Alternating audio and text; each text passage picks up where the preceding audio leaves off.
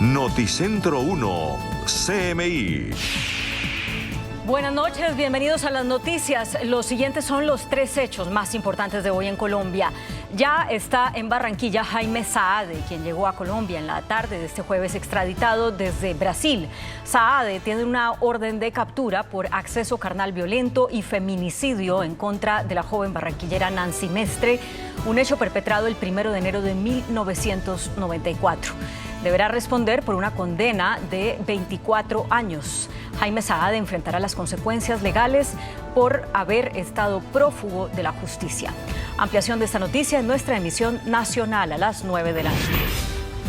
8 establecimientos comerciales, 5 paraderos de buses, 2 estaciones de Transmilenio y al menos 5 vehículos resultaron vandalizados en las multitudinarias manifestaciones convocadas por las universidades públicas en Bogotá.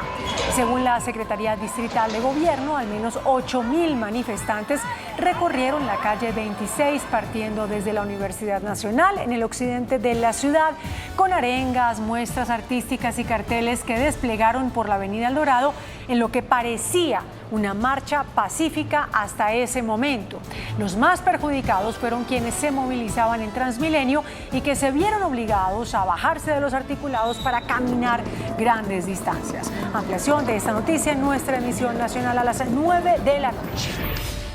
El presidente Gustavo Petro dijo que buscará refinanciar la deuda de Colombia con el Fondo Monetario Internacional. El mandatario hizo este anuncio al dar un discurso en la Asamblea Popular por la Paz y la Vida que se realizó en Caucasia, en Antioquia. Dijo que el ministro de Hacienda irá a Washington a llevar esa propuesta. Hablaremos más de esta noticia en nuestra emisión nacional a las 9 de la noche. Las siguientes son las noticias más importantes del mundo hoy. Estados Unidos reconoce que ya se está produciendo hambruna en Gaza. Rusia ataca plantas de energía ucranianas y deja a cientos de miles sin luz. Muere O.J. Simpson a los 76 años. El hombre que pasó de la fama y la gloria a ser acusado por el asesinato de su ex esposa. Presidente Maduro dice que el mandatario argentino Javier Milei es neonazi. Alarma en Haití por niveles récord de hambre. Agencia de Alimentos dice que tiene comida hasta fin de mes. Hay hambruna en Gaza. Eso fue lo que dijo la directora de la Agencia de los Estados Unidos para el Desarrollo Internacional, USAID, al comparecer ante congresistas de su país. La principal funcionaria humanitaria estadounidense, la administradora del USAID, Samantha Powell, dijo que es creíble evaluar que ya se está produciendo una situación de hambruna en partes de la Franja de Gaza mientras continúa la guerra entre Israel y Hamas. Methodology that the IPC used is one that we had our experts scrub. It's one that's relied upon in other settings, and that is their assessment, and we believe that assessment is credible. So there's a famine is already occurring there. That is, yeah. Yes. La clasificación integrada de fases de seguridad alimentaria afirmó que las últimas pruebas confirman que la hambruna es inminente al norte de la franja, ya que están clasificadas en la fase 5 con el 70% de la población en situación de catástrofe. El informe también aseguró que en esta zona la tasa de desnutrición antes del 7 de octubre era casi nula y ahora 1 de cada 3 niños sufren de esta situación. Ucrania registró nuevos ataques rusos a varias plantas de energía que dejan al menos 200.000 ciudadanos sin luz. Rusia lanzó decenas de misiles de drones contra Ucrania, atacando principalmente la infraestructura eléctrica. Aparte de la localidad de Yarkov, también fueron atacadas las regiones de Kiev, Zaporilla y Odessa. Дуже серйозні наслідки, зруйнована в котрий раз енергетична система міста, були влучання в ТЕЦ, були влучання в ТЕЦ, яка знаходиться в Харківській області, але від неї заживлення йде на місто Харків.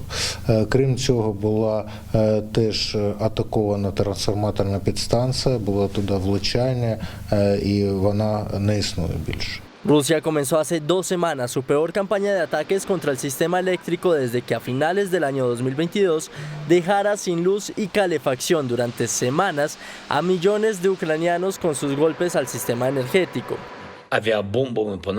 Zelensky, por su parte, volvió a pedir a sus aliados que reaccionen con urgencia para cubrir las necesidades críticas de Ucrania en materia de defensa aérea. La gobernadora del estado de Iowa en Estados Unidos hizo aprobar una ley que autoriza a los policías para arrestar y deportar migrantes.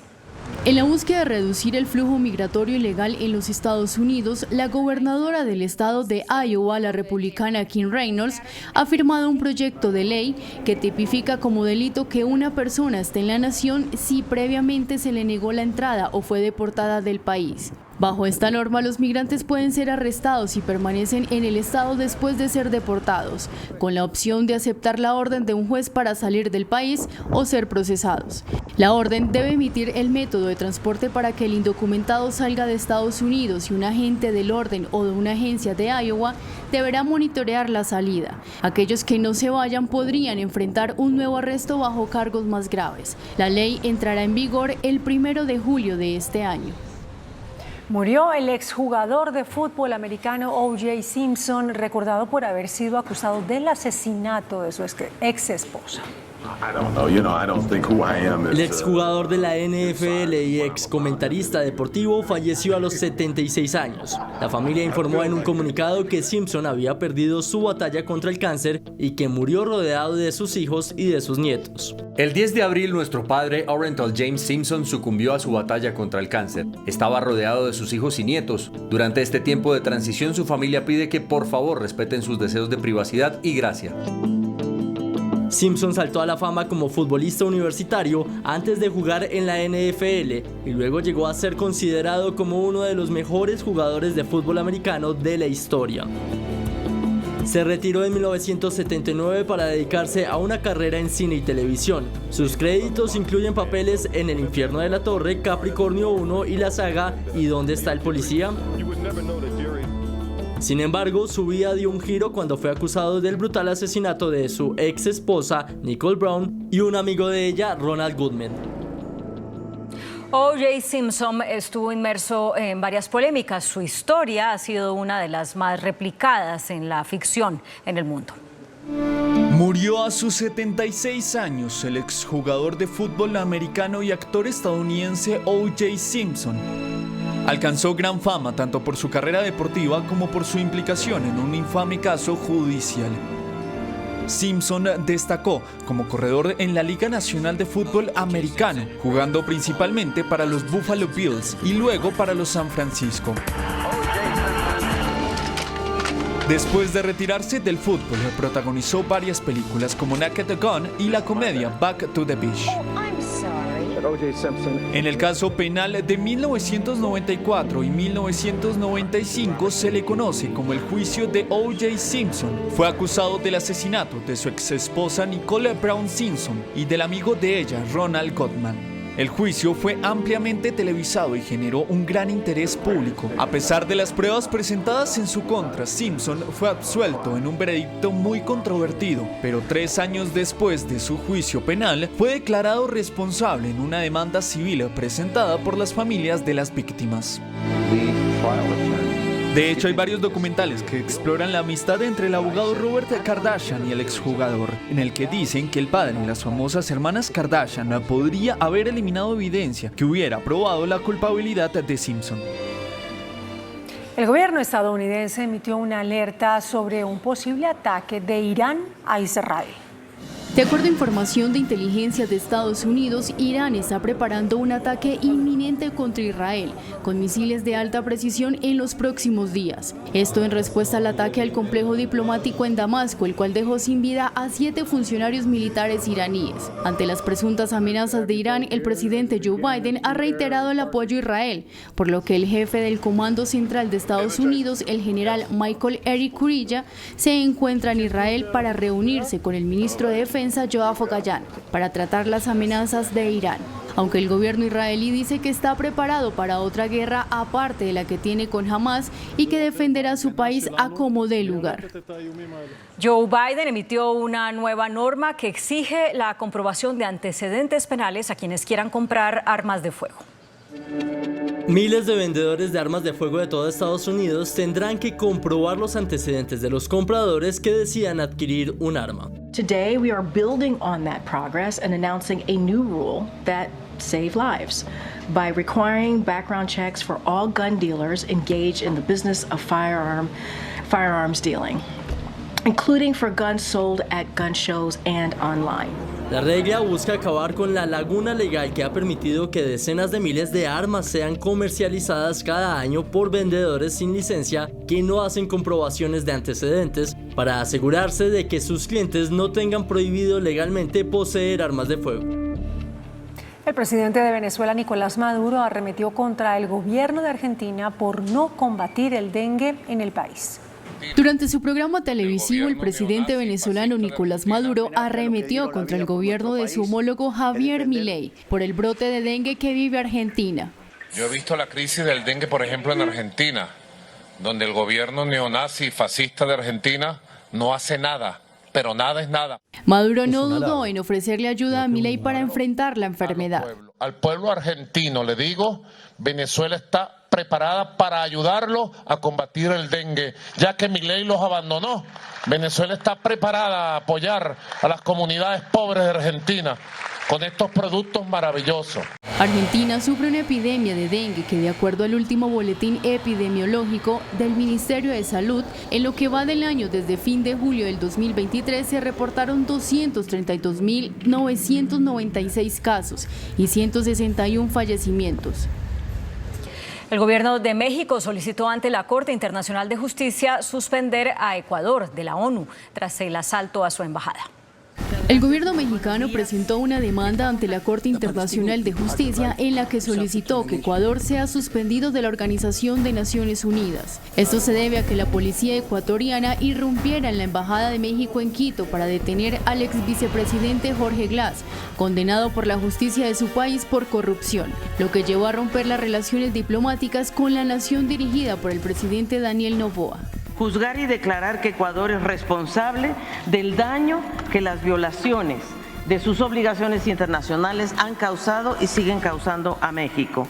Segundo, la suspensión de Ecuador como integrante de la Organización de las Naciones Unidas, en tanto no se emita una disculpa pública reconociendo las violaciones a los principios y normas fundamentales del derecho internacional. México también solicitó establecer el precedente de que cualquier Estado o nación que actúe como lo hizo Ecuador sea expulsado en definitiva de la ONU. Chile llamó a consultas a su embajador en Venezuela. Según el presidente chileno, Gabriel Boric, este llamado se hace en protesta por unas recientes declaraciones que negaron la existencia de la organización criminal transregional El Tren de Aragua. El Programa Mundial de Alimentos advirtió que el hambre ha alcanzado niveles récord en Haití y que esta situación va a empeorar, pues se prevé una escasez de alimentos a finales de este mes en ese país. El programa de la ONU precisó que solo hay suficiente comida en Haití para alimentar a 175.000 personas durante un mes. Esto debido al cierre del principal puerto y del aeropuerto, debido también a la ola de violencia en Puerto Príncipe que comenzó hace aproximadamente 30 días. Esa ola de violencia ha interrumpido el flujo de suministros a la nación. Investigadores alemanes desarrollaron el primer microrobot del mundo con el potencial de desarrollar nuevos tratamientos contra varias enfermedades como el cáncer. Es el primero de su tipo, un microrobot que puede navegar en una red corporal y estimular células individuales de manera específica. El descubrimiento tiene potencial para nuevos métodos de tratamiento para pacientes que luchan contra el cáncer u otras enfermedades, ya que es capaz de duplicar y construir tejidos en condiciones sintéticas. El objetivo del dispositivo es reparar en el futuro tejidos u órganos dañados según el paciente, ya que el equipo ha encontrado una manera de producir millones de estos microrobots en minutos. Los diminutos robots de la mitad del ancho de un cabello humano están hechos de algas e incorporan nanomateriales, por lo que se pueden controlar de forma inalámbrica. CMI presenta Pregunta a Yamil. Muy buenas noches. Graves desórdenes se presentaron esta tarde en Bogotá al concluir una marcha de estudiantes de la Universidad Nacional que terminó hace unos momentos en la Plaza de Bolívar. Algunos de los marchantes encapuchados destrozaron comercios, entidades bancarias, concesionarios, supermercados y vandalizaron algunos buses. Los estudiantes protestaban por la designación del doctor José Ismael Peña como nuevo rector de la Universidad Nacional. Y estamos en comunicación precisamente con el rector Peña, quien se encuentra en la ciudad de Cali participando en la organización de la Conferencia de las Naciones Unidas sobre Biodiversidad COP16. Señor rector, muy buenas noches. ¿Ha pensado usted en renunciar ante el crecimiento de las protestas estudiantiles? Buenas noches, Yamid, y muchas gracias por la invitación que me permite, además de responder a sus preguntas, contarle un poco a la sociedad colombiana acerca de mi programa de trabajo en el desarrollo de la Universidad Nacional y del sistema de educación superior del país. Y en ese sentido, la respuesta es: no puedo renunciar a la rectoría que el Consejo Superior me ha designado, porque considero que es mi obligación en un momento tan crítico para la institución poder actuar colectivamente con la comunidad académica, con profesoras, con profesores, con estudiantes, para poder resolver los grandes problemas que tiene la Universidad Nacional. ¿Graves problemas como cuáles, señor rector? En este momento tenemos, hay un descontento por un desajuste, por una desactualización normativa. Y yo creo que la Universidad Nacional debe colectivamente revisar no la norma de la designación del rector, sino el conjunto de normas que tiene la Universidad Nacional de Colombia, pero también tiene una serie de problemas producidos por una situación afortunada, que es el aumento de estudiantes provenientes de regiones muy pobres, de regiones apartadas de los territorios, y que necesitan condiciones de bienestar en alimentación, en vivienda, en salud, en particular en salud mental, que producen necesariamente unas protestas de algunos de ellos. Usted mencionó que encapuchados destruyeron comercios. Yo me atrevo a asegurarle que no son estudiantes de la Universidad Nacional, porque los estudiantes de la Universidad Nacional protestan, critican, cuestionan, pero normalmente no lo hacen encapuchados y no destruyen el patrimonio de ningún colombiano. Entonces, aquí seguramente hay personas que no pertenecen a la comunidad y que aprovechan para el desorden para poder cometer desmanes en la sociedad. ¿Qué quiere decir, señor rector, que hay una desactualización normativa en la universidad, como usted acaba de denunciarlo? Sí, las normas, nosotros tenemos un aparato normativo que surge de una ley de educación que en este momento el gobierno nacional quiere cambiar, un ajuste normativo que involucra un mejoramiento de los recursos financieros para todo el sistema de educación superior colombiano público. Necesitamos actualizar las normas que garanticen la educación como un derecho para todas y para todos los colombianos.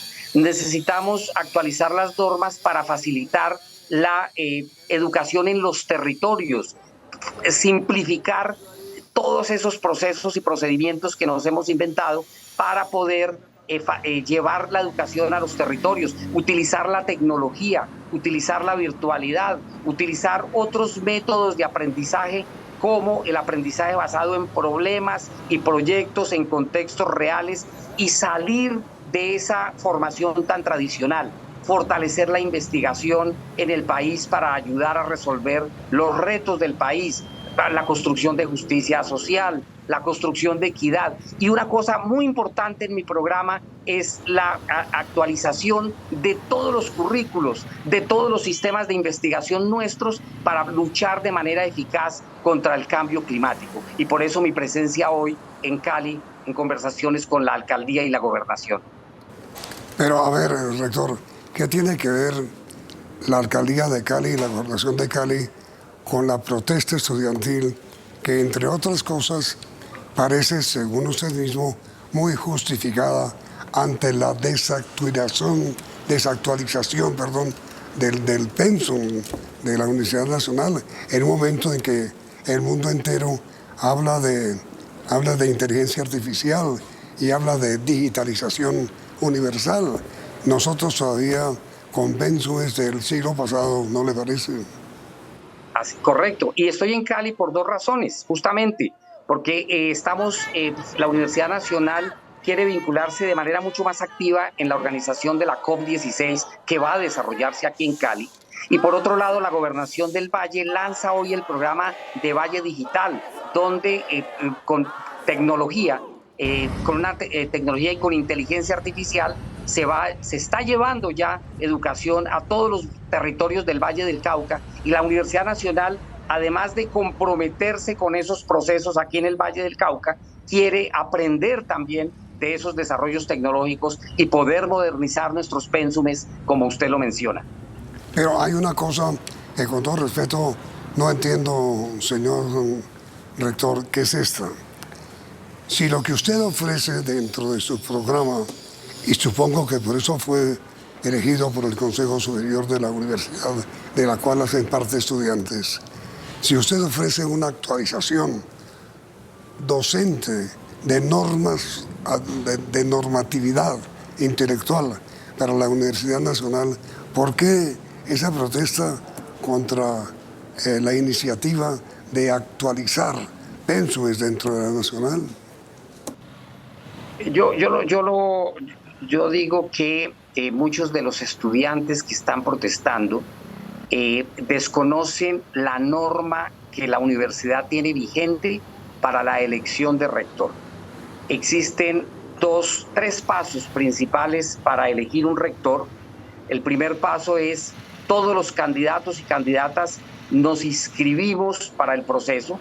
La universidad, a través de la Secretaría General, verifica si cumplimos los requisitos para ser rector o rectora. Posteriormente hay una consulta. Se le pide a los miembros de la comunidad universitaria que voten por cada uno de los candidatos, y posteriormente se seleccionan, con esa votación, se seleccionan los 5 primeros que obtengan el mayor número de votos. Esos 5 son enviados sus hojas de vida, su experiencia administrativa, su experiencia académica, sus títulos, su hoja de vida, todo el trabajo que han desarrollado en la universidad, al Consejo Superior Universitario. El Consejo Superior Universitario toma esas 5 personas en igualdad de condiciones, por supuesto que comprende, que mira la consulta, pero la consulta no es vinculante, no es obligatoria. Es decir, que el Consejo Superior tiene otros criterios adicionales para seleccionar el rector.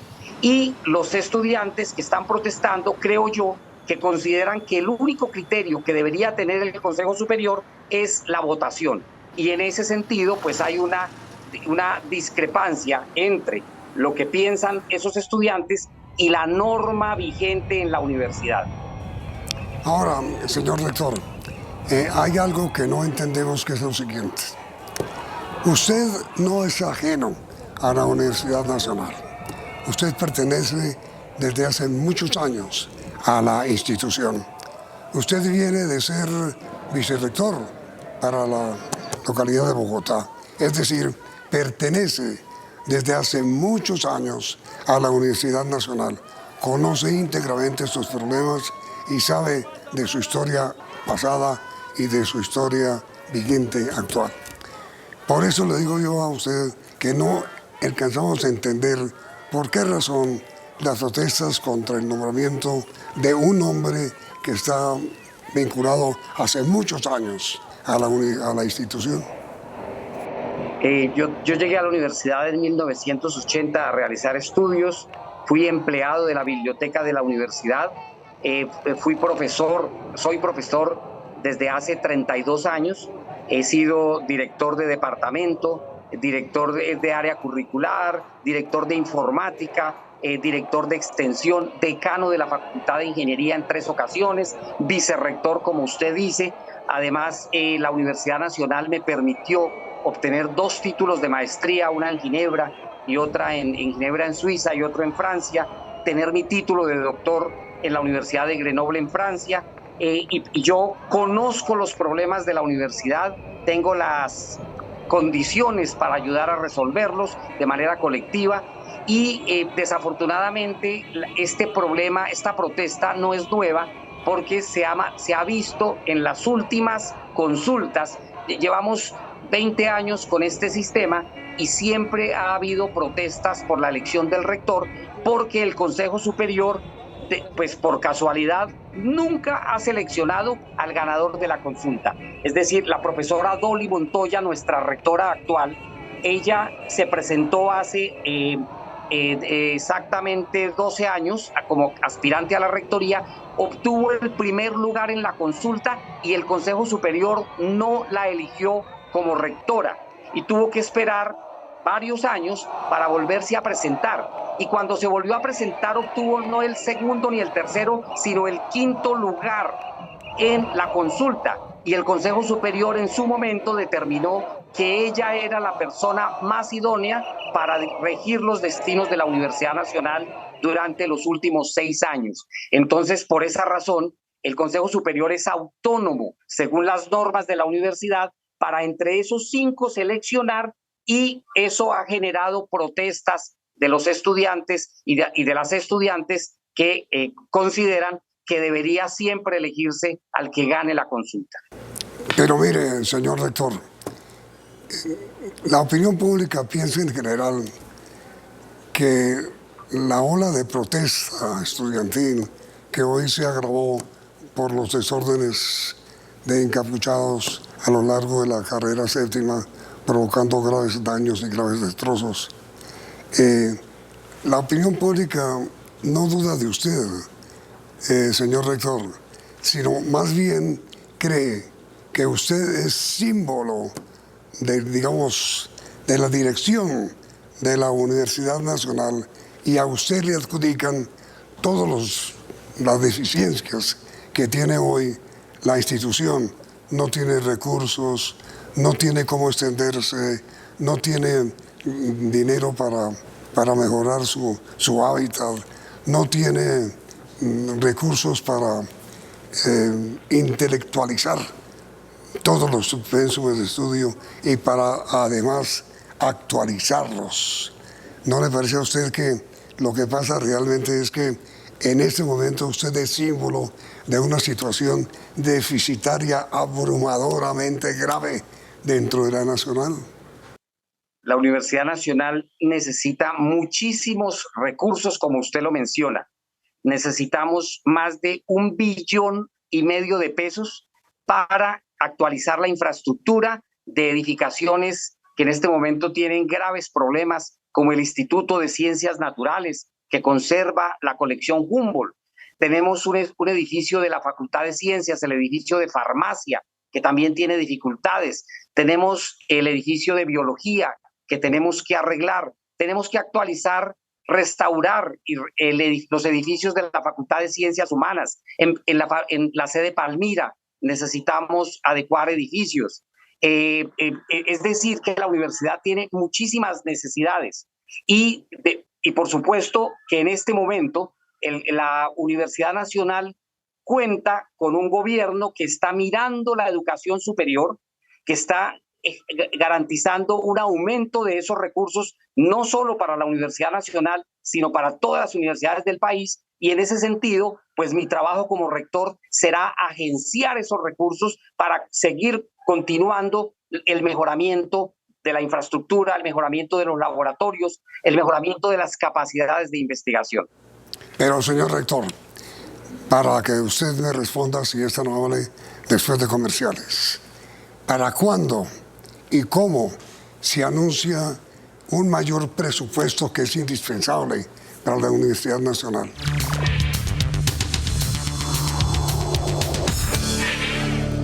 Pero a ver, señor rector, teniendo usted como tiene un diagnóstico preciso de lo que está necesitando la Universidad Nacional en materia de recursos, ¿cuándo llegan y cómo llegan?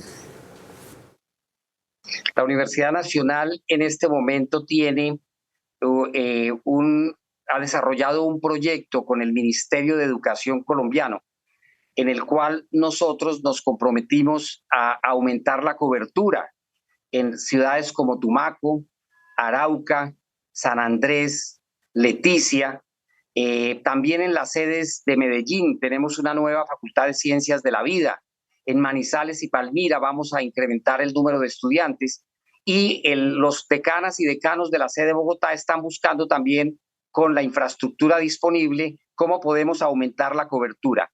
Y eso implica de parte del Ministerio de Educación un compromiso de aumento de recursos, principalmente para el aumento de profesores de planta, que es la base de la calidad de la educación de la Universidad Nacional, y también el aumento de infraestructura en edificaciones y laboratorios. Entonces tenemos un primer frente de trabajo con el Ministerio de Educación Nacional, con el programa de incremento a la cobertura nacional.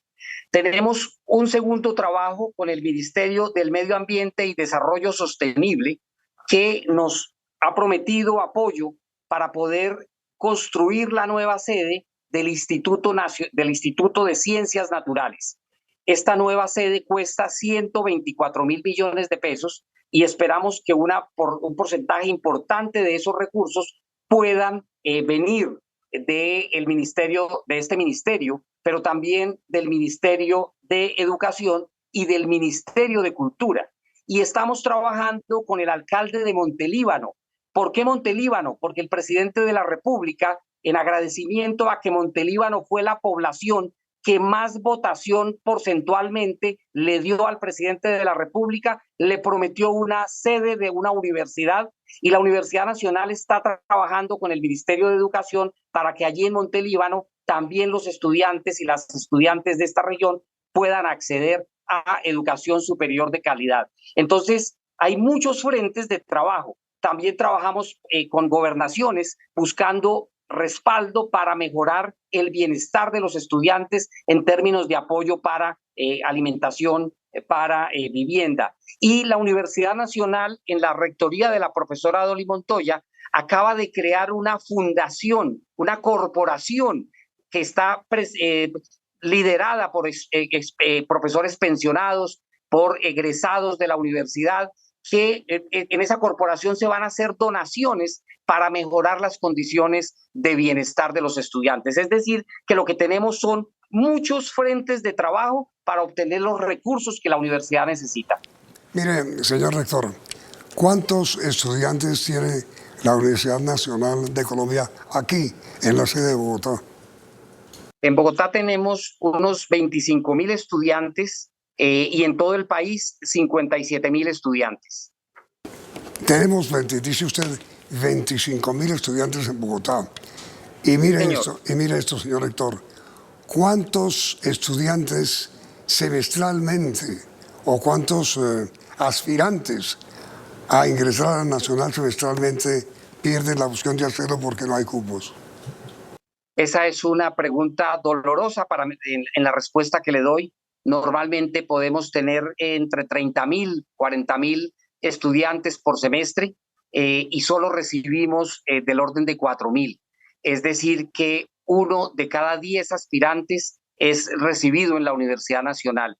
Y por esa razón, para nosotros es tan importante ese programa de incremento de cobertura del gobierno nacional, que tiene que facilitarnos el aumento de cobertura. Pero muchos de esos aspirantes vienen de las regiones. Es decir, que si nosotros aumentamos también los cupos en las regiones, en las sedes de la Universidad Nacional en esas regiones, nosotros también vamos a poderles brindar oportunidades allá, para que no tengan que venir todos a Bogotá o venir todos a Medellín a realizar sus estudios.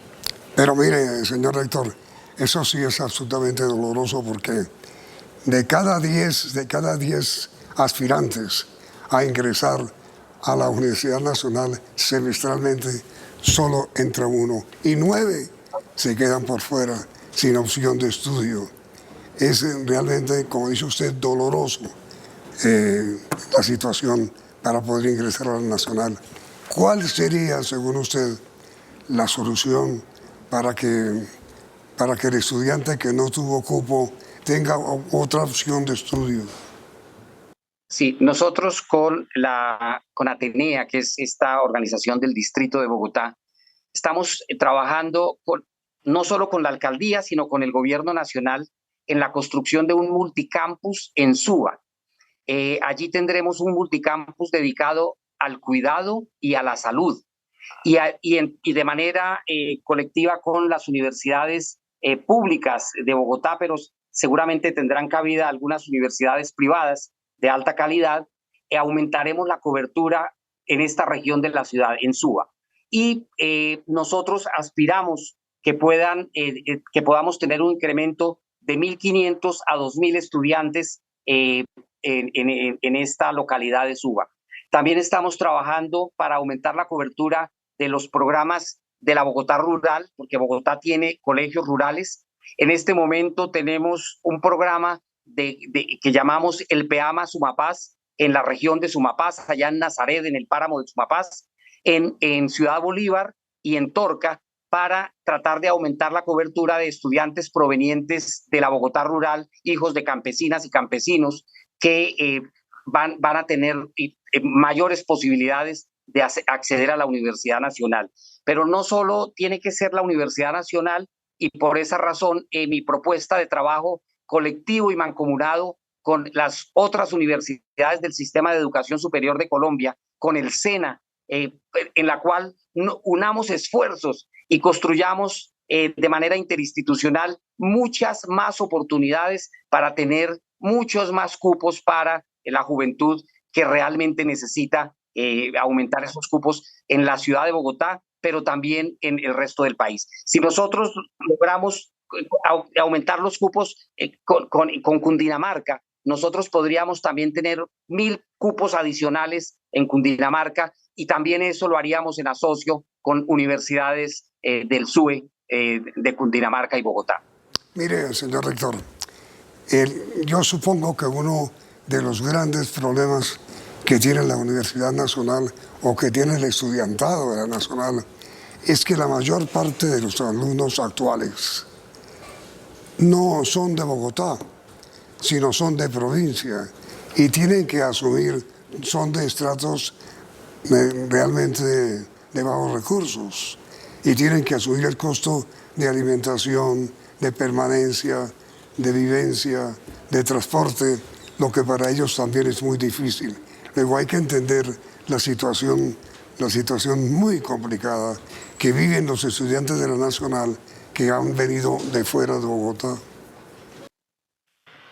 Así es, nosotros estimamos que de los 57.000 estudiantes que tiene la Universidad Nacional, en este momento 8.500 tienen condiciones socioeconómicas muy difíciles y requieren apoyo de alimentos, desayuno, almuerzo, cena, pero también muchos de ellos requieren apoyo para vivienda.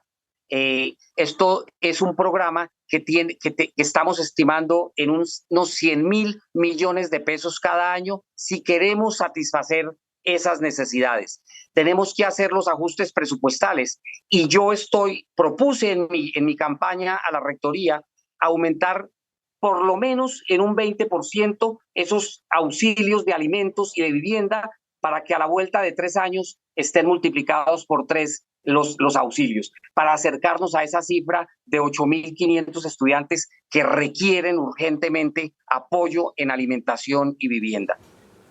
Mire, señor rector, pues yo no soy quien para para sugerirle a usted algo, pero quisiera abusar un poco de usted y pedirle que ojalá tenga usted un diálogo con los estudiantes para que no lo culpen de cosas de las cuales usted no es culpable, sino para que más bien hagan un ejército completo para luchar por esas metas que usted está persiguiendo y que todo el país, creo yo, apoya para la Universidad Nacional.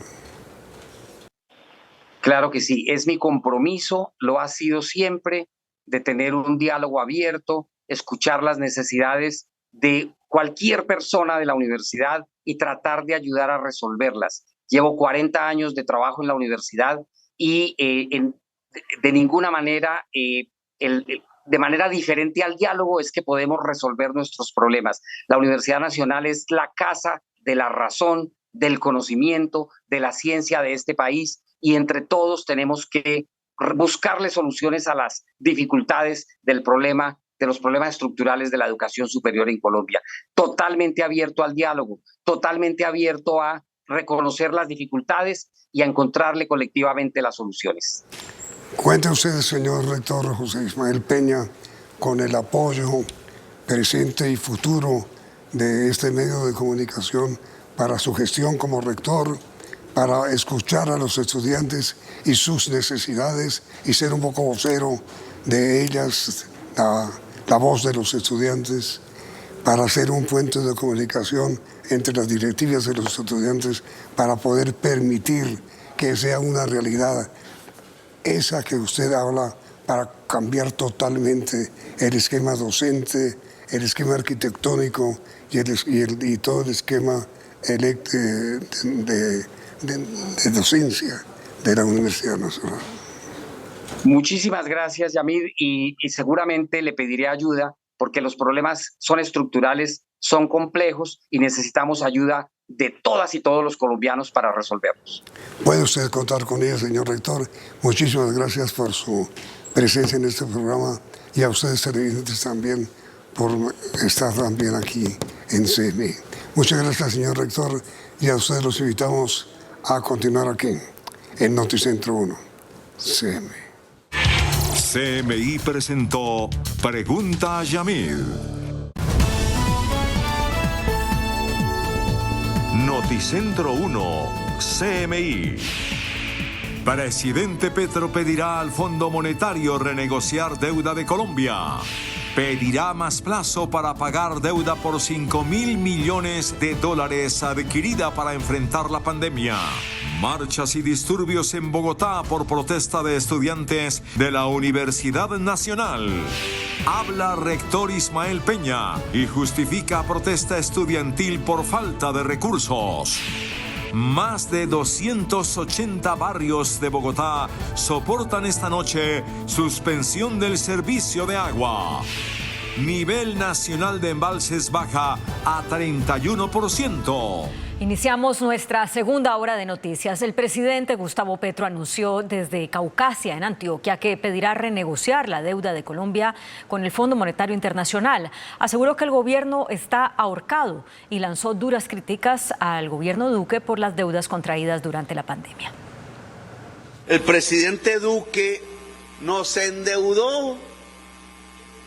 Ese fue el papá de la deuda de Colombia. Según el presidente Gustavo Petro, el gobierno anterior lo dejó endeudado y por eso busca renegociar esos compromisos a corto plazo con el Fondo Monetario Internacional. Yo voy a hablar con la señora Griogeva para cambiar esa deuda de corto plazo por la misma deuda, porque hay que pagar y nosotros pagamos, pero en el largo plazo. De tal manera que pueda abrirse un espacio de financiación mayor que el que tenemos para el gasto social del pueblo colombiano.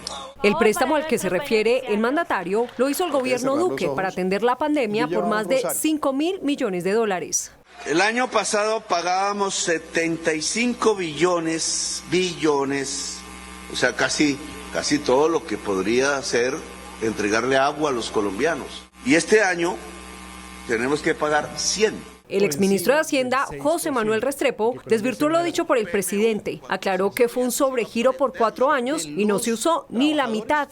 Lo que está sucediendo es que el papá de la deuda, el gobierno del presidente Petro, está aumentando el nivel de deuda pública respecto del PIB después de 3 años de disminución, del 53 al 57% del Producto Interno Bruto. Creo que ahí hay una realidad de derroche y de exceso de gasto público que realmente merece una atención. El presidente habló en Caucasia, Antioquia, donde entregó 156 títulos a pequeños mineros y pidió a Hidroituango financiar la mitigación del riesgo de inundación en la región.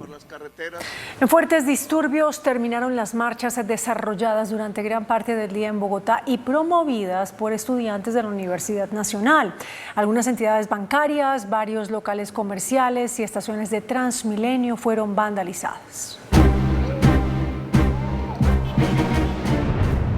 Según la Secretaría Distrital de Gobierno, al menos 8.000 manifestantes recorrieron la calle 26 partiendo desde la Universidad Nacional en el occidente de Bogotá. Con arengas, muestras artísticas, múltiples carteles y muchos cantos, los estudiantes mostraban su descontento mientras marchaban.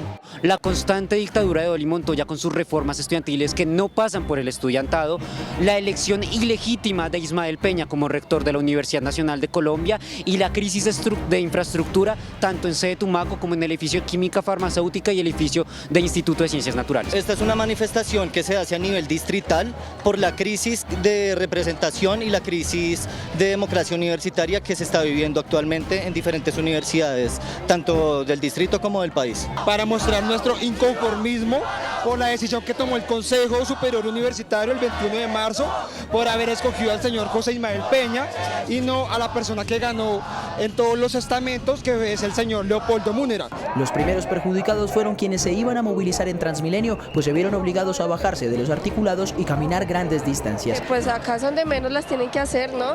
Porque acá nosotros, ¿qué vamos a solucionar? ¿Qué culpa tenemos nosotros que tenemos que trabajar? Vengo caminando desde por allá abajo. Eso es una porquería.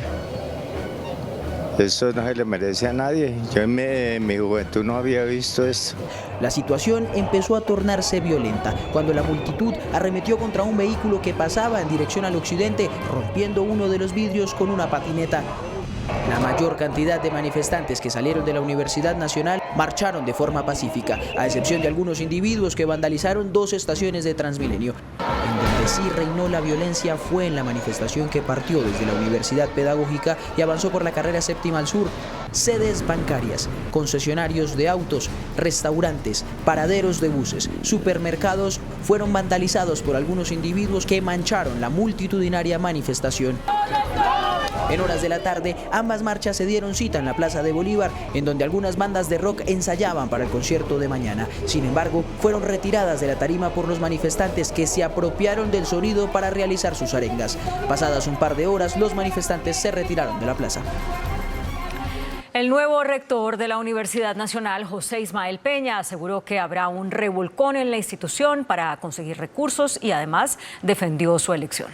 En el programa Pregunta Yamid, el nuevo rector de la Universidad Nacional reconoció un grave déficit de recursos en esa institución. Necesitamos más de 1,5 billones de pesos para actualizar la infraestructura de edificaciones que en este momento tienen graves problemas, como el Instituto de Ciencias Naturales. Agregó que su elección se realizó bajo las normas de la universidad.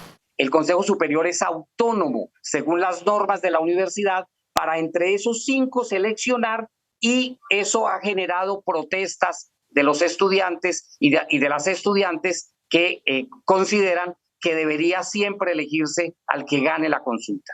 En una carta abierta, cerca de 700 profesores acogieron la designación de Peña como rector. En 11 horas más de 280 barrios de Bogotá volverán a tener servicio de agua y al mismo tiempo 311 barrios del occidente de la ciudad enfrentarán un corte en el servicio. El distrito se encuentra evaluando los primeros resultados del racionamiento de agua en la primera zona de las 9 en las que se dividió la ciudad. La mañana de este jueves se cerraron las válvulas que surten el servicio de agua para más de 280 barrios del oriente de Bogotá, que a las 8 de la mañana de este viernes volverán a tener el servicio. Sin embargo, al mismo tiempo será suspendido el suministro para 311 barrios del occidente de la ciudad. Los barrios que están ubicados dentro del perímetro que tiene al límite norte la calle 95, al límite sur la calle 24, al límite oriental la avenida Carrera 68 y limitan con el río Bogotá en el occidente no tendrán servicio de agua. Eso significa que son 290 barrios de la localidad de Engativá y 21 barrios de la localidad de Fontibón, los más cercanos al Aeropuerto Internacional El Dorado. También las partes del municipio de Cota que tienen suministro de la empresa de acueducto y alcantarillado de Bogotá no tendrán servicio de agua hasta las 8 de la mañana de este sábado. XM, el operador del mercado energético, reportó que durante la última semana ha disminuido más el nivel de los embalses en Colombia.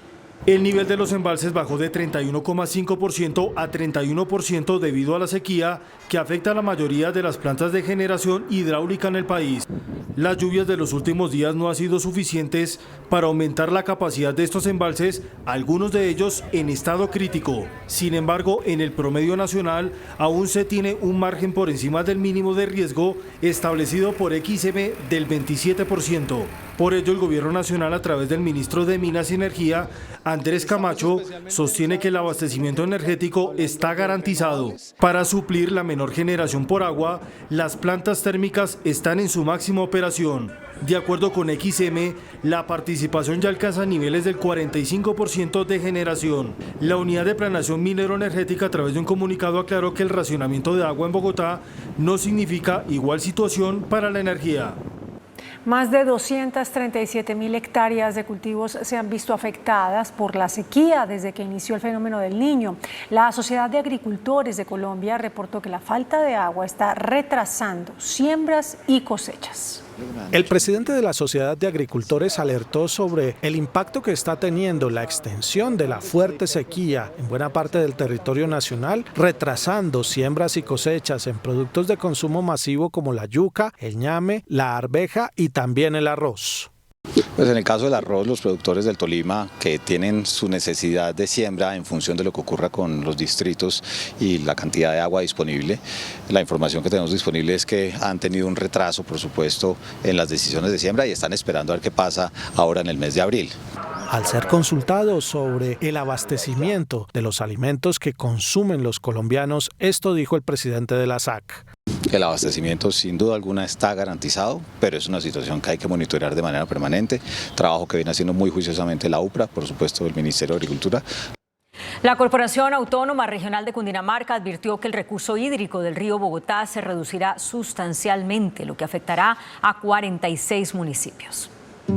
Hay 46 municipios de la cuenca del río Bogotá que van a tener reducción en su oferta hídrica de hasta el 13,8% en los próximos años. Las conclusiones de la Universidad Nacional que fueron entregadas ayer en la gobernación del departamento nos entregan datos preocupantes. Una disminución del 13,8% de la oferta hídrica. La temperatura en la cuenca del río Bogotá sigue en aumento debido a las condiciones del cambio climático. Es que el pronóstico de la Universidad Nacional es que si la temperatura sigue aumentando por el calentamiento global, como ha estado aumentando en los últimos años, que se ha elevado casi a 1,5 grados y llegara a 2 grados de aquí al año 2050, se podrían desaparecer los páramos que tenemos en nuestro país. Algunos de los municipios con mayor pérdida de ecosistemas serían La Calera, Zipaquirá, Villa Pinzón y Gachancipá.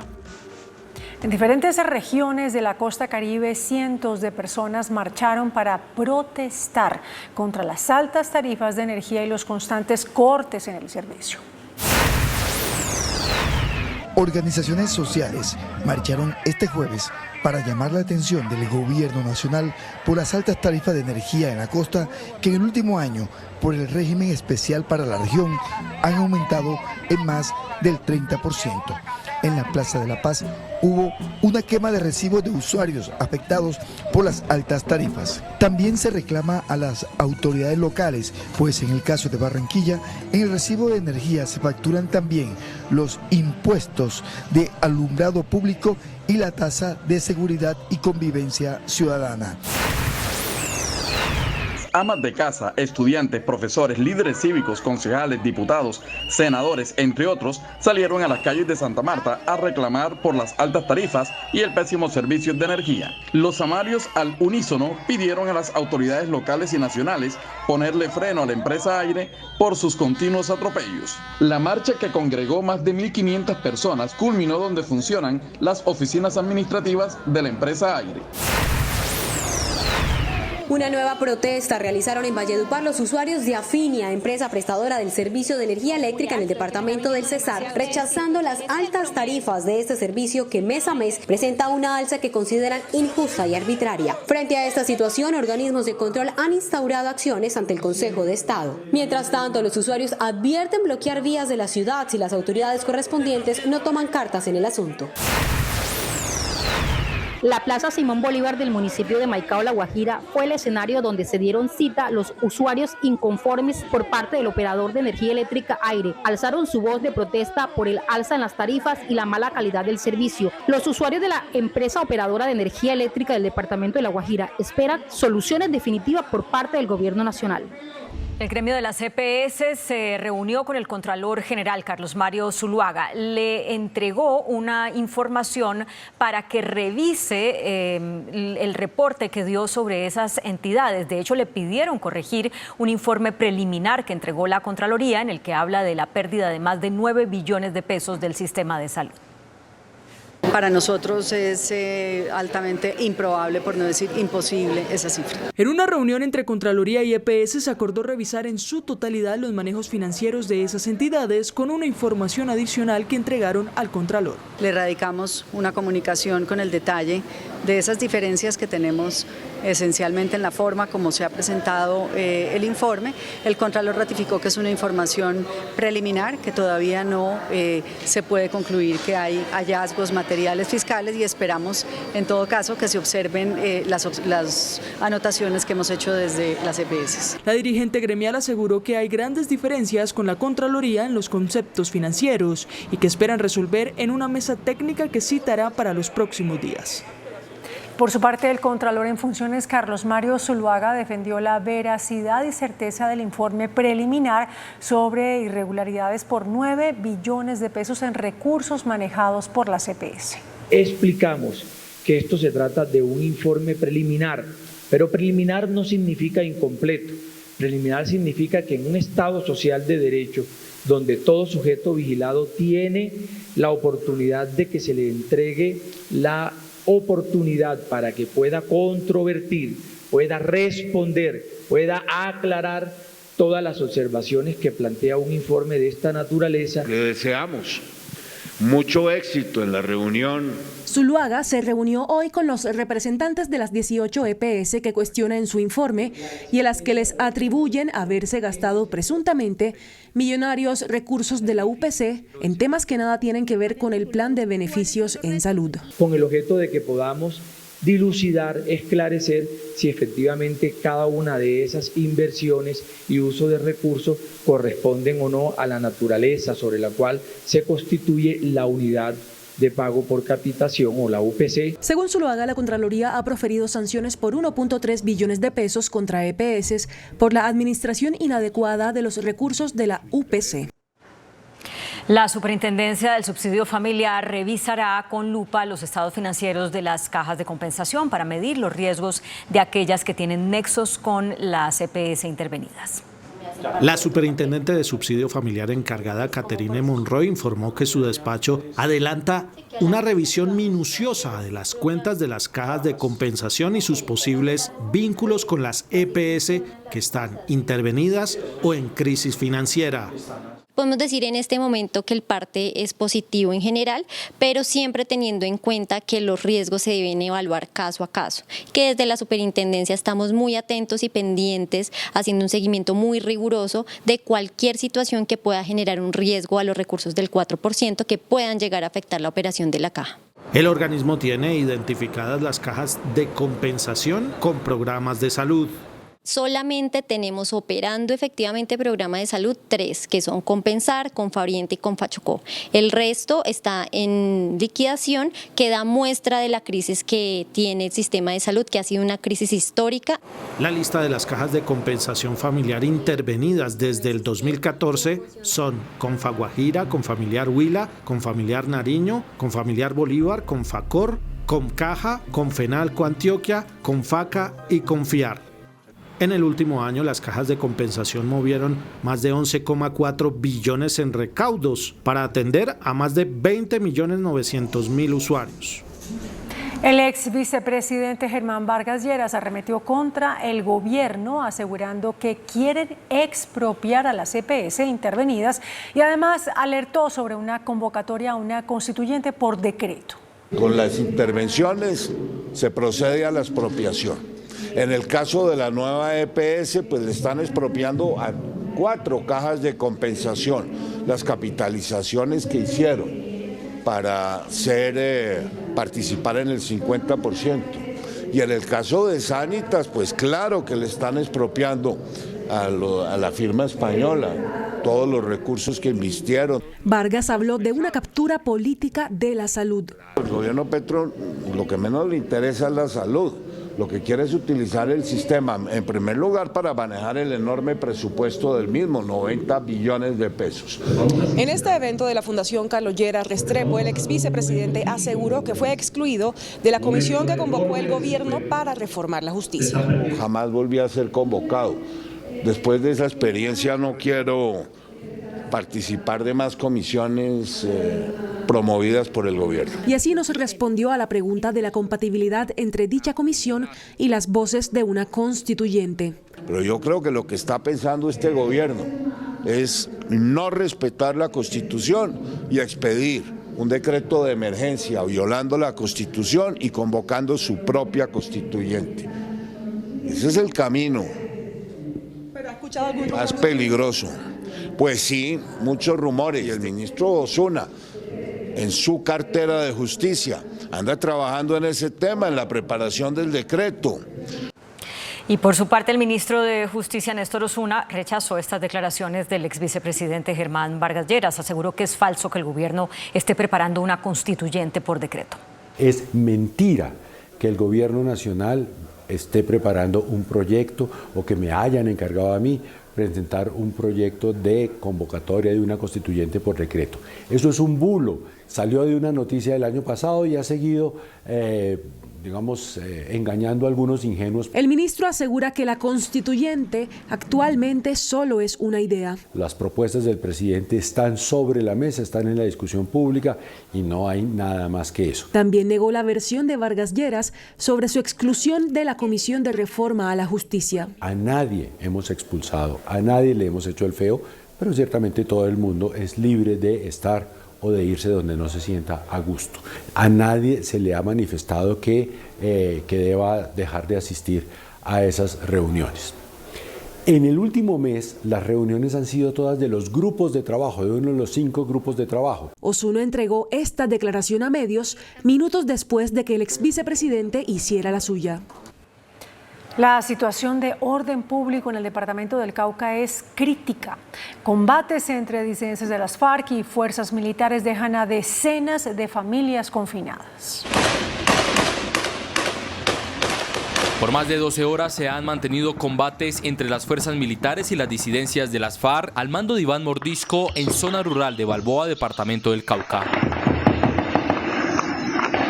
Estamos acosando, asediando las diferentes estructuras de la estructura Dagoberto Ramos, la Jaime Martínez y la Carlos Patiño, especialmente del Estado Mayor Central de las FARC, en sus áreas bases. Población civil ha registrado desde sus dispositivos estos enfrentamientos que dejan decenas de familias confinadas. Estamos aquí en el Salón Comunal de la Vereda del Damián, que es el sitio de concentración para resguardarnos en el conflicto armado. En algunas regiones del Cauca se ha presentado desplazamiento masivo.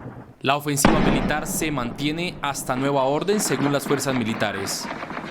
El ministro de la Defensa, Iván Velásquez, junto a la cúpula militar y de policía, realizó un consejo de seguridad en el Chocó, desde donde se comprometieron todos a reforzar el desminado humanitario y a enviar más fuerza pública a esa región.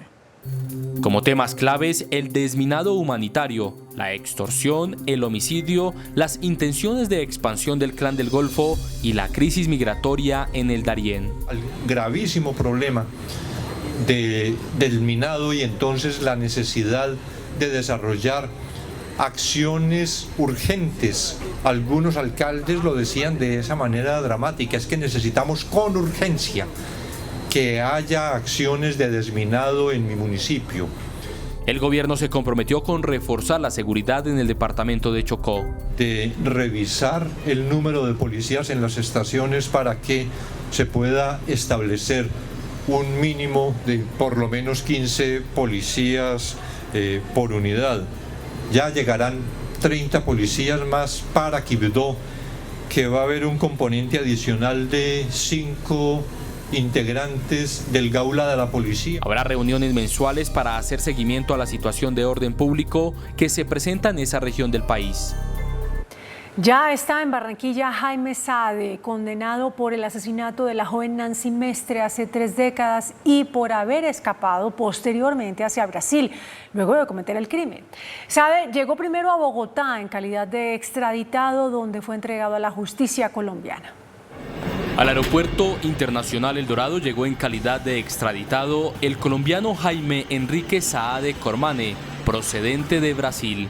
Saade tiene una orden de captura por acceso carnal violento y feminicidio en contra de la joven barranquillera Nancy Mestre, hecho perpetrado el 1 de enero de 1994. Deberá responder en nuestro país por una condena de 24 años. El proceso migratorio para la llegada a Colombia de Saade fue realizado por oficiales de Migración Colombia, quienes lo entregaron a la policía aeroportuaria para ser puesto a disposición del Juzgado Primero de Ejecución de Pena y Medidas de Seguridad de Barranquilla. Es un mensaje claro que la justicia tarda, pero llega. Listo, no podemos cantar victoria porque esto no podemos catalogarlo como un símbolo de victoria, sino que es una obligación propia, como lo dijo el señor Martín. Mi obligación como padre es buscar la justicia por el homicidio y acceso carnal violento de su hija. Jaime Saade enfrentará las consecuencias legales por presuntamente haber estado prófugo de la justicia durante más de 25 años. Esto es una sentencia que ya se encuentra ejecutoriada y el señor Jaime Saade fue condenado en la década de los 90 y en ese sentido lo que le resta es cumplir la condena. Saade había huido de Colombia la misma semana en la que cometió el crimen contra Mestre, pero fue capturado en Brasil a finales de 2023 tras una circular roja emitida por la Interpol.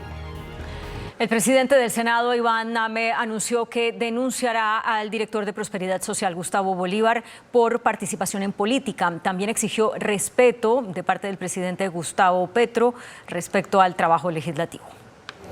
Durante su más reciente visita a Santiago de Cali, Iván Name, presidente del Senado de Colombia, respondió a las acusaciones del gobierno nacional que lo señalan de dilatar y sabotear los debates de la reforma pensional y aseguró que emprenderá acciones legales en contra de Gustavo Bolívar, director del Departamento de Prosperidad Social, quien arremetió en su contra a través de una publicación en la red social X. Así que la voz de los cínicos, como el señor Gustavo Bolívar, a quien voy a denunciar por participación en política, que quieren incendiar el país. Esos son los incendiarios realmente y los funcionarios que hoy depredan el gobierno y también los voy a enfrentar porque no voy a aceptar que la voz del cínico sea el que esté categorizando nuestra actividad, señalándola. Asimismo, Name expresó su rechazo a los comentarios del presidente Gustavo Petro, quien lo señaló de obstruir el debate sobre la reforma pensional. Es un gesto de protesta contra la leve y permanente acusación contra el Parlamento de parte del presidente, porque no estoy dispuesto a aceptar que siga siendo su método de estar de acuerdo y ser coincidente cuando votamos lo que él quiere y salir a despreciar institucionalmente al Parlamento cuando nos pronunciamos de manera diferente. Finalmente, desde la quinta audiencia pública de ciudades autonómicas, el presidente del Senado de Colombia informó que retomará el debate sobre la reforma pensional el próximo lunes 15 de abril. Y por su parte, el director de Prosperidad Social, Gustavo Bolívar, le respondió al presidente del Congreso asegurando que está abusando de su poder y acusándolo de sabotear las reformas sociales del gobierno Petro. La mentira. Aumenta la tensión entre el presidente del Congreso y Gustavo Bolívar. El presidente del Congreso, Iván Name, está abusando de su poder. Levantar una sesión para nosotros debatir la reforma pensional, el Congreso de la República está faltándole al pueblo que lo eligió. Bolívar se defendió ante las acusaciones por una supuesta participación en política. Yo hago mis intervenciones políticas en horas que no son de trabajo. Lo que estoy diciendo acá es un reclamo al Congreso de la República y a su presidente por sabotear las reformas del Congreso, del gobierno al cual pertenezco. Yo no creo que eso sea una participación en política. Dijo que no es un delito pedirle al pueblo que defienda las reformas sociales y advierte que lo seguirá haciendo. Sean beneficiarios de una media pensión, por lo menos, medio salario. Hay tensión e incertidumbre en la mesa de diálogos con el ELN. Mientras la delegación de paz de esta guerrilla acusa al gobierno de ser el responsable de la congelación de la mesa de conversaciones, el gobierno llama al ELN a no perder el tiempo y a avanzar en los temas de la agenda. Según el ELN, el punto de honor son los diálogos con el Frente Comuneros del Sur, que busca una división. Para el gobierno, hablar con ese sector es imperativo para territorializar la paz, un pulso que por ahora tiene congelada la mesa. Durante el mes de marzo, las decisiones del gobierno prosiguieron con el doble manejo del proceso de paz, con el ELN en el que asiste a esta mesa de diálogos, mientras por debajo de ella promueve la desmovilización en Nariño, conducta contraria al juego limpio y la buena fe que deben caracterizar las conversaciones de paz, con lo que ha llevado esta mesa a un estado de congelamiento. El gobierno llama al ELN a no perder tiempo. Consideramos que es imperativo concentrar los trabajos de la mesa de diálogos en avanzar en el proceso de paz, tomar decisiones que desarrollen la agenda, ya abordar temas de fondo del proceso. Las dos delegaciones ya están en Caracas y mañana sostendrán la primera reunión del encuentro extraordinario para aclarar lo que sigue en la mesa. El tercer bloque en disidencia del Estado Mayor Central, el bloque Amazonas, envió un video en el que dice que se mantiene bajo las órdenes de alias Iván Mordisco y advierte que los diálogos solo son posibles con el cese del fuego nacional. Este es el bloque Amazonas del llamado Estado Mayor Central. Manifiesta en un video publicado en las redes que sigue a las órdenes de Iván Mordisco y critica a quienes están en la mesa a nombre de ese grupo guerrillero. Que los diálogos de paz en Colombia solo son posibles con el cese de fuego a nivel nacional. Así las cosas, solo queda el pronunciamiento de Iván Lozada para saber si se mantiene la mesa o se levantan los diálogos. La Procuraduría ordenó el testimonio de Marta Lucía Zamora, exdirectora de la Agencia de Defensa Jurídica del Estado, en el juicio disciplinario que cursa contra el canciller Álvaro Leiva. Continúan las audiencias contra el suspendido canciller Álvaro Leiva por las presuntas faltas disciplinarias que habría cometido al declarar desierta la licitación sobre los pasaportes. El procurador del caso ordenó el testimonio de Marta Lucía Zamora, con quien Leiva tuvo una diferencia al no acoger la sugerencia de conciliar con la empresa Thomas Gregg, que anunció una demanda por la oposición del gobierno para la firma del contrato. El 23 de abril seguirán las audiencias en la Procuraduría contra el suspendido canciller. La defensa del ex candidato presidencial Óscar Iván Zuluaga pidió la nulidad de la acusación que se lleva a cabo en su contra por presunta recepción de dineros de Odebrecht. Este jueves se llevó a cabo la audiencia de acusación contra el ex candidato presidencial Óscar Iván Zuluaga y su hijo David Zuluaga por el escándalo que involucra a la empresa brasileña Odebrecht por presuntamente haber ingresado dinero irregular a la campaña del candidato del Centro Democrático en 2014. La defensa de Zuluaga solicitó ante la juez segunda penal especializada de Bogotá que se declare la nulidad de todo lo actuado, según el jurista, porque se violaron las garantías procesales de sus representados. Señora juez, que en este momento la defensa hará un reproche y concretará su solicitud de nulidad a la decisión del juzgado de garantías que impartió legalidad a la imputación en violación de, por supuesto, el artículo 188. El candidato como su gerente de campaña, su hijo, rindieron declaraciones ante el Consejo Nacional Electoral donde no contaron sobre los aportes de Odebrecht. Por esto, la juez reconoció como víctima al Consejo Nacional Electoral en medio del proceso. La senadora Esmeralda Hernández pidió a la Fiscalía investigar a la Procuradora General Margarita Cabello por la suscripción presuntamente irregular de un contrato de 70.000 millones de pesos en la entidad. 70.000 millones de pesos habrían sido entregados a un contratista de la Procuraduría directamente, según denuncia la senadora Esmeralda Hernández, quien le pide a la Fiscalía indagar a la Procuradora General Margarita Cabello. Yo confío plenamente en que la nueva fiscal adelante con celeridad, aperture la investigación y podamos contarle al país, que el país pueda conocer cuál es la responsabilidad de Margarita Cabello y de los altos funcionarios de la Procuraduría en esta entrega vergonzosa y abiertamente irregular de los recursos públicos.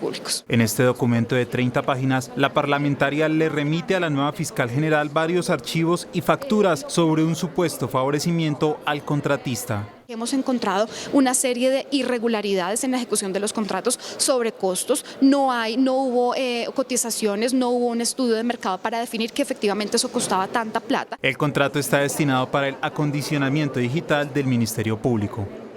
La Corte Suprema de Justicia llamó a juicio al ex senador del Centro Democrático Ciro Ramírez por el caso de corrupción conocido como Las Marionetas.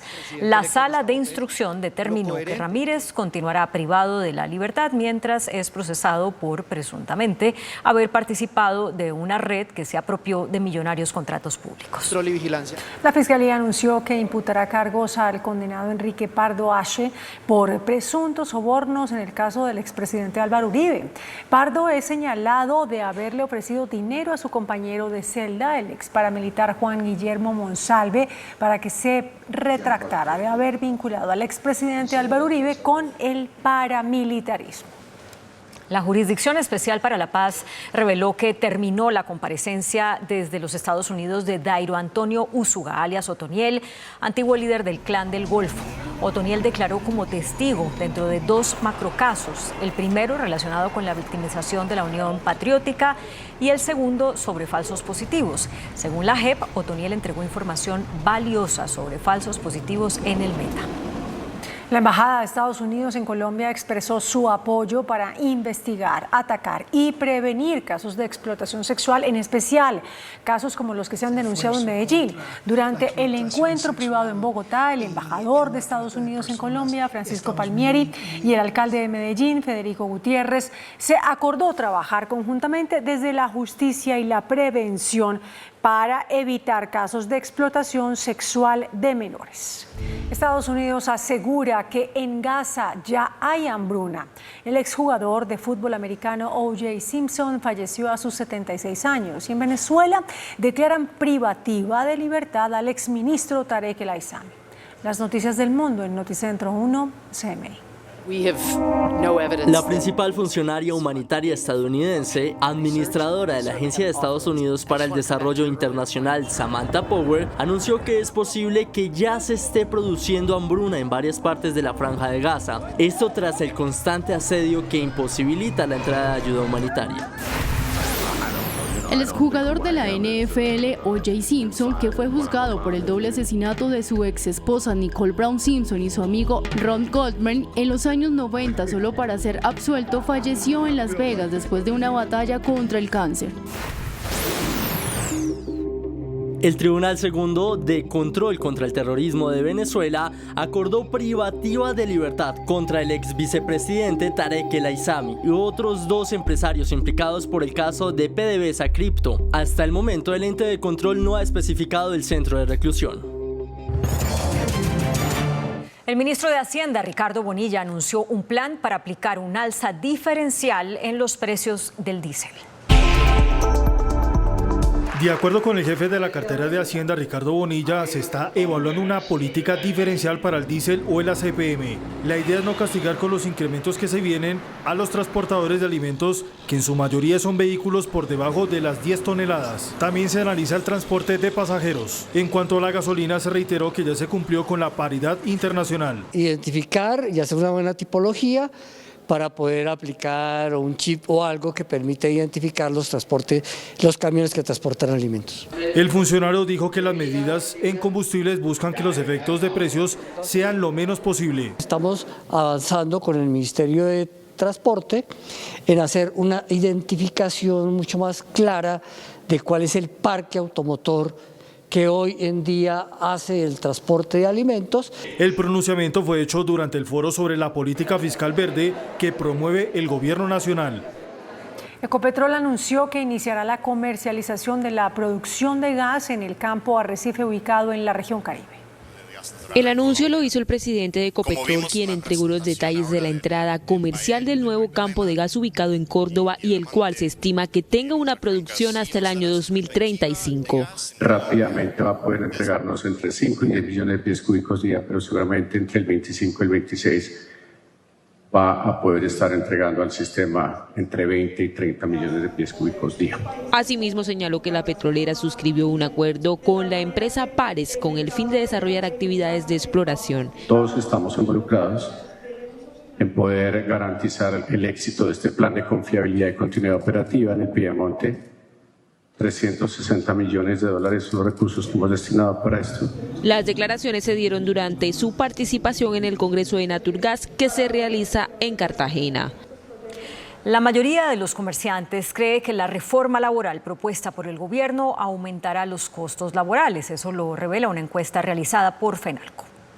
El presidente de Fenalco, Jaime Alberto Cabal, difundió los resultados de la más reciente encuesta adelantada por el gremio entre más de 1.000 empresarios sobre el impacto que podría tener la reforma laboral en los costos de las empresas. 81% de los comerciantes manifestó que se afectarían con aumentos en los costos de horas extras y festivos. 31% evitaría al máximo la contratación de más personal. 21% ajustaría horarios de trabajo y el 19% ajustaría precios de bienes y servicios. Adicionalmente, un 28% de los consultados dijo que ha aplazado sus decisiones de inversión a la espera de ver cuál será la suerte de este proyecto en el Congreso de la República. El presidente de la Junta Directiva de la Asociación de Fondos Privados de Pensiones y Cesantías, Miguel Largacha, propuso cambios al proyecto de reforma pensional. Los fondos de pensiones aseguraron que para avanzar en el proyecto de reforma pensional se debe bajar el umbral de cotización en Colpensiones a un salario mínimo. El ahorro puede y debe ser la base para un sistema pensional. Si se insiste en un umbral, que sea un umbral de un salario mínimo, que sea menos costosa y sea una reforma que sea sostenible en el tiempo desde el punto, y, por supuesto, financieramente hablando. Se está hablando del fondo de ahorro. ¿Quién lo va a administrar? Eso es una responsabilidad enorme. Son recursos mucho más grandes los que va a tener que lo que hoy administran las AFPs en su conjunto. El próximo lunes se reanudará el debate de reforma pensional en la plenaria del Senado.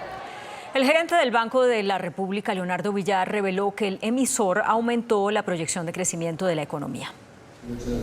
En medio del Congreso de Asofondos, el gerente del Banco de la República, Leonardo Villar, anunció el aumento en la expectativa del crecimiento económico para 2024 y 2025. Las perspectivas que tiene el equipo técnico del banco para el año completo 2024 sugieren un crecimiento de 1.1%, que seguiría siendo bajo, pero superior al que se estimaba unos meses atrás y al que se observó en 2023.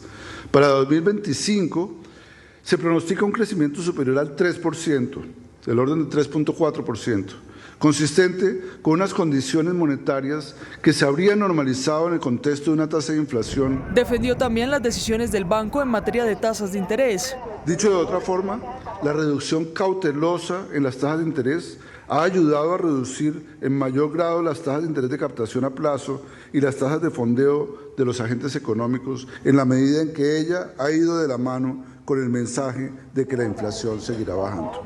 Afirmó que en esa medida se seguirá teniendo mesura. En la informalidad laboral disminuyó 1.5% en el último trimestre, según el DANE.